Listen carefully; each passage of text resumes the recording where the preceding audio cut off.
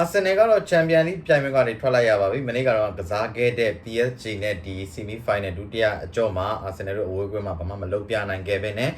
နှစ်ဂိုးတဂိုးဆိုတဲ့ရလနဲ့နှစ်ကြော့စလုံးရှုံးပြီးတော့သူတို့ချန်ပီယံလိ semi final ကနေပဲတက်ခောက်သွားခဲ့ရပြီ။မနေ့ကတော့ဆိုလို့ရှိရင်ပွဲစားတာနဲ့အာဆင်နယ်ဒီဇက်တိုက်တိုက်စစ်ဆင်နဲ့ဇက်တိုက်တိုးပေါက်တဲ့ကိုးပေါက်ကန်သွင်းခွင့်တွေရခဲ့တဲ့ဒါပေမဲ့ဒွန်နာရမ်မှာစောင်းညမ်းကောင်းလွန်အားကြီးခဲ့တယ်ပေါ့နော်။မနေ့ကတော့တက်ကလန်ရိုက်စ်ရဲ့ပိတ်သွင်းချက်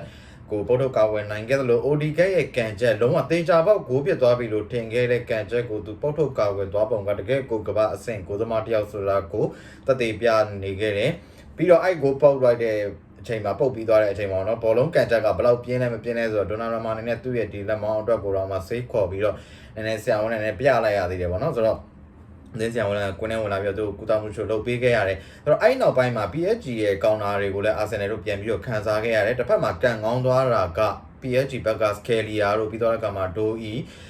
နောက်တော့တယောက်ကကျွန်တော်တို့ဘာကိုလာဒီဇာမတွေရဲ့ကန်ချက်တွေအပိုင်ခွင့်ရေးတွေကိုမဖြစ်ခဲ့တာတော့လေကန်ကောင်းခဲ့တယ်။စကယ်လီယာရဲ့ကန်ချက်ဆိုလို့ရှိရင်တိုင်ထိသွားတယ်။ဒိုအီရဲ့ကန်ချက်ကလည်းကျွန်တော်တို့ကိုသမားတဲ့ကိုရောက်သွားခဲ့ပြီးတော့ဘာကိုလာရဲ့အပိုင်ကန်ချက်ကလည်း Declan Rice နောက်ကလိုက်ပြီးတော့ဟန်တာနိုင်ခဲ့တာကြောင့်အာဆင်နယ်တို့ကန်ကောင်းသွားခဲ့တယ်။ဒါပေမဲ့ဒုတိယပိုင်းမှာသူတို့အတွက်ဆက်ပြီးတော့ကန်ဆိုးခဲ့တော့မယ်ပယ်နတီပေးရတယ်ဒီပယ်နတီကိုကျွန်တော်တို့မဝင်ခဲ့ပေမဲ့ဗီတင်ဟာကိုဝင်အောင်မကန်နိုင်ခဲ့ပေမဲ့ဒီမကြခင်မှာပဲကျွန်တော်တို့ဒီဒမ်ဘီဒီခင်းမိလိုက်တဲ့ချပေးလိုက်တဲ့ဘောလုံးတည်ပေးလိုက်တဲ့ဘောလုံးကိုဟာကီမီကလာလာပပကန်သွင်းသွားခဲ့တယ်ဆိုတော့အဲ့မှာနှစ်ဂိုးပြတ်ပြီးတော့အာဆင်နယ်တော့ကတော့မြောင်နေချက်ကုံဆုံးသွားတဲ့လောက်ကိုဖြစ်သွားခဲ့တယ်ဗောနော်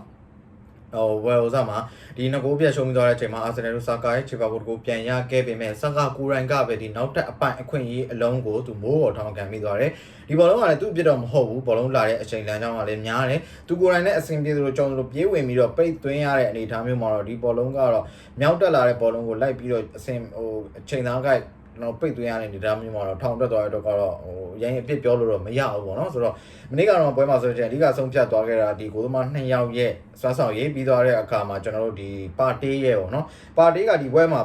ပြန်လဲပါဝင်လာခဲ့ပြီးတော့လက်ပြဘောလေထဲမြောက်ထည့်ဖို့အတွက်ပဲအသုံးဝင်တဲ့ကစားသမားဖြစ်သွားတယ်ဒါပေမဲ့အဲ့လက်ပြဘောတွေကလည်းတစ်လုံးမှလည်းထိရောက်မှုမရှိဘူးပြီးသွားတဲ့အခါမှာ PSG ရသွားတဲ့နှစ်ဂိုးစလုံးစီလည်းသူ့ကြောင့်ပဲပေးလိုက်ရတာ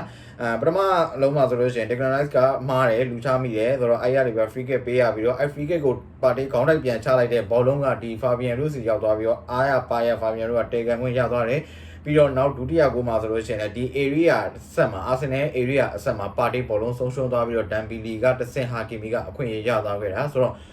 အာဆင်နယ်ကတော့ဒီရာသီမှာလည်းနောက်ထပ်ပလားလက်မဲ့ရာသီတစ်ခုကိုထပ်ပြီးတော့ဖြတ်တန်းရတော့မှာပေါ့နော်ဆိုတော့ Champions League Final ကြီးကတော့မြန်မာပြည်သက်တွေတော့တိတ်ပြီးတော့ဆွဲဆောင်မှုမရှိတော့ဘူးလို့ပဲပြောရမယ်။ဘာကြောင့်လဲဆိုတော့တွေ့မဲ့နှစ်သင်းက PSG နဲ့ Inter Milan ဖြစ်နေတဲ့ Inter Milan ကတော့လက်ရှိမှာတော့ပြည်သက်ပိုများတယ်ပေါ့နော်ကျွန်တော်တို့မြန်မာဒီ series နဲ့နီးစပ်ခဲ့တဲ့အဆင်အလာတွေရှိခဲ့တယ်ဆိုတော့မြန်မာပြည်သက်တွေနဲ့ကဆိုတော့ဘယ်လိုပဲဖြစ် Champions League ပြိုင်ပွဲကတော့အသင်းကောင်းနှစ်သင်းထိတ်ထိတ်တွေ့တယ်ပဲဆိုကျွန်တော်တို့တော်တော်များများဘောလုံးမြန်မာဘက်ကဘောလုံးဖန်အများစုတော့ကတော့ဒီပွဲကတော့အရင်ကြီးတော့ဆွဲဆောင်မှုရှိလိမ့်မယ်တော့ကျွန်တော်ကတော့မမြင်ဘူးဒါပေမဲ့အနီးကပ်မှာပဲကျွန်တော်သိရမှာပေါ့နော်တော်တော်ကောင်းပါပြီကျွန်တော်ဒီနေ့တလောင်းနဲ့ပဲရန်နာချင်ပါတယ်ဒီနေ့ညမှာ Man U ရဲ့ Europa League Semi Final ဒုတိယအကြောပွဲစဉ်ရှိပါသေးတယ်အဲ့ဒီပွဲပြီးသုံးသက်ချက်နဲ့လို့ကျွန်တော်မနေ့ပြန်လာခဲ့ပါမယ်အားလုံးကိုကျေးဇူးတင်ပါတယ်